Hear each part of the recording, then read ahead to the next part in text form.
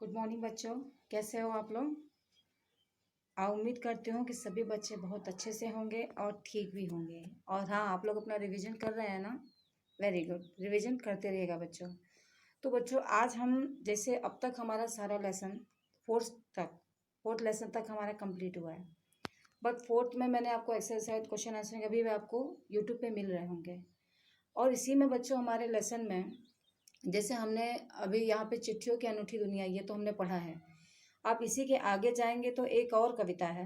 एक कविता से मेरा तात्पर्य यह है बच्चों कि ये कविता सिर्फ हमें पढ़ने के लिए है, लेकिन पढ़ना है तो हमें उसे समझना भी होगा। बिना समझे अगर हमारी पाठ्य पुस्तक में वो है तो उसके मायने हैं।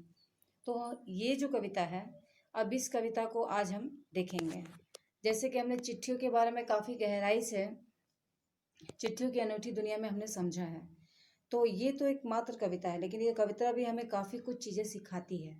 बट इस कविता को शुरू करने से पहले बच्चों, मैं ये कहना चाहूँगी कि पहले हमें इस कविता के जो लेखक हैं, हाँ, इस कविता के जो लेखक हैं वो हैं रामदरस मिश्र जी।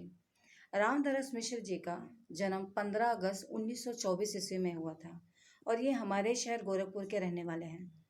तो इन्होंने इनका जो साहित्य परिचय अगर हम देने जाएंगे तो शायद मेरे पास वो शब्द कम पड़ेंगे, क्योंकि ये जैसे जैसे हमारे समय बदलता गया, समय में परिवर्तन आए, उनका साहित्य भी कई उसी गलियों से गुजरा है और कई साहित्य की अनूठी चीज़ों को उन्होंने सामने रखा है और जीवंत रूप में रखा है बच्चों। इनका साहित्य रचना काफ़ी सुगम और सरल है, जिसे कोई भी आसानी से समझ सकता है। अब हम इसी के साथ आज इनकी एक कविता है, उस कविता के माध्यम से, क्योंकि उस कविता में भी हमें चिट्ठियों के ही बारे में दिया गया है, उनकी कविता का नाम भी चिट्ठियाँ ही है। तो इस चिट्ठी कविता के माध्यम से हम ये जानेंगे कि आज वो हमें और क्या कहना चाहते हैं, क्योंकि उनकी एक पंक्ति या एक कविता बहुत गहरी छाप छोड़ती है हमारे जीवन साहित्य में। तो हमारे हिंदी साहित्य के इन महान कवियों की आज इस कविता को हम देखेंगे। तो बच्चों, आप अपनी पाठ्य पुस्तक खोल लीजिए, जिसमें हमारा अध्याय है। ये सिर्फ बच्चों पढ़ने के लिए है, इसलिए इसे ध्यान से सुनिएगा, क्योंकि अगर आप इसे अच्छे से सुनेंगे और समझेंगे तो इससे रिलेटेड कुछ क्वेश्चन आ सकते हैं। ये सिर्फ मैं हिंट दे रही हूँ, ओके? तो डरने की ज़रूरत नहीं है। तो आप इसे अच्छे से सुनिए, ध्यान से सुनिए। तो आपका ये पेज नंबर है बच्चों, अध्याय जो 6 है। जब आप अध्याय 6 खोलेंगे तो उसी के ठीक बगल में दिया हुआ है, यानी कि ये कि उस पर लिखा गया है कि ये केवल पढ़ने के लिए है। तो आपका लेसन है चिट्ठियाँ। अब चिट्ठियों में हम देखते हैं कि पहले हमें याद है ना, हम पहले क्या करते हैं कविता के माध्यम से? Very good. पहले हमें क्या करना है कि चिट्ठियों को कैसे, यानी कि कविता जो होती है, हर कविता का एक लय और एक क्रमबद्ध होता है। हम लय में जितने अच्छे से उसे गाते हैं वो हमें कंठस्थ होती है, यानी कि हमें याद होती है, समझ में आती है। तो इस नाते से पहले हम उसे पढ़ना सीखेंगे कि हमें कैसे पढ़ना है। ठीक है, आइए देखते हैं। तो इसमें दिया गया है, अपनी पाठ्य पुस्तक सभी लोग खोल लीजिएगा। तो अब मैं पढ़ती हूँ और आप लोग सुनिए उसको ध्यान से, और कैसे पढ़ना है आप मेरे साथ साथ ही पढ़िए, ठीक है? तो देखते हैं कि लेटर बॉक्स में पड़ी हुई चिट्ठियाँ, अनेक दुख सुख की दुख वाली दुख वाली अनंत चिट्ठियाँ, लेकिन कोई किसी से नहीं बोलती, सभी अकेले अकेले। यानी लेटर बॉक्स में पड़ी हुई चिट्ठियाँ, अनंत दुख और सुख वाली अनंत चिट्ठियाँ, लेकिन कभी किसी से नहीं बोलती, सभी अकेले अकेले अपनी मंजिल पर पहुंचने का इंतज़ार करती हैं। कैसा है यह एक साथ होना, दूसरे के साथ हंसना ना रोना। क्या क्या हम भी लेटर बॉक्स की चिट्ठियाँ हो गए हैं? मतलब इस कविता में बच्चों उन्होंने बहुत सारे सवाल किए हैं, और बहुत सारे सवाल के साथ उन्होंने काफ़ी गहराई तक हमें चिट्ठियाँ, हमारे जीवन में जो एक नए नए पायदान जो हम सीखते हैं अपने हर एक उम्र के साथ, उन सभी चीज़ों के बारे में यहाँ उन्होंने कहा है। तो अब हम इसके अर्थ की तरफ बढ़ेंगे कि ये क्या कहना चाहते हैं।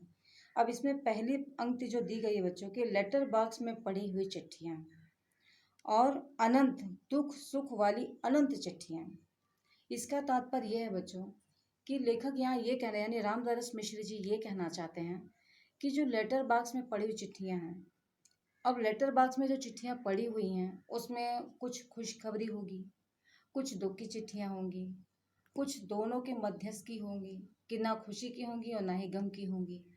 तो ऐसी वो चिट्ठियाँ जैसे पड़ी हुई हैं, जैसे उनका किसी से कोई मतलब नहीं है। अब मतलब नहीं है ऐसा क्यों कहना चाह रहे हैं?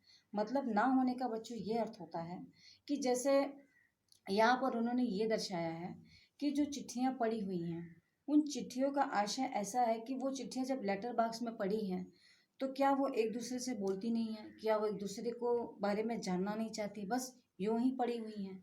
यहाँ पर वो चिट्ठियों को एक जीवंत रूप भी देने की चेष्टा कर रहे हैं और उसी चिट्ठियों के लेटर बॉक्स में पड़ी हुई कड़ी को हमारे जीवन से भी जोड़ रहे हैं बच्चों। जीवन से जोड़ने का तात्पर्य यह है कि जीवन के द्वारा जैसे अब हमारा जीवन आगे और अभी शुरुआत से संघर्षमय होता है। मतलब जहाँ हमें कठिनाई होती है वहाँ पे एक सुगम रास्ता भी खुल जाता है। सुगम रास्ते से तात्पर्य है कि अगर कोई हमें चीज़ नहीं आती है तो क्या हम उसके लिए रुक जाते हैं? नहीं, हम कोशिश करते हैं। और अगर हम कमज़ोर पड़ते हैं तो उसमें हमारा सहयोग हमारे शिक्षक देते हैं, हमारे घर के मम्मी पापा देते हैं।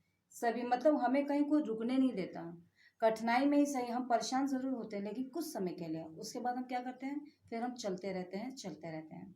ठीक इसी प्रकार से यहाँ पर उन्होंने चिट्ठियों को जैसे हमारे देश दुनिया में होता है बच्चों कि अगर हम राह चल रहे हैं या किसी एक समुदाय में अगर हम खड़े होते हैं या यूँ कह लें कि बस में अगर हम बैठते हैं, ये एग्जाम्पल है आपको उन दो लाइन को समझने के लिए कि जैसे बस में हम बैठे हैं, अब राहगीर हैं, हम एक दूसरे को नहीं जानते हैं, कोई किसी को नहीं जानता, लेकिन क्या हमारा एक भावनात्मक उससे जुड़ा नहीं होता है?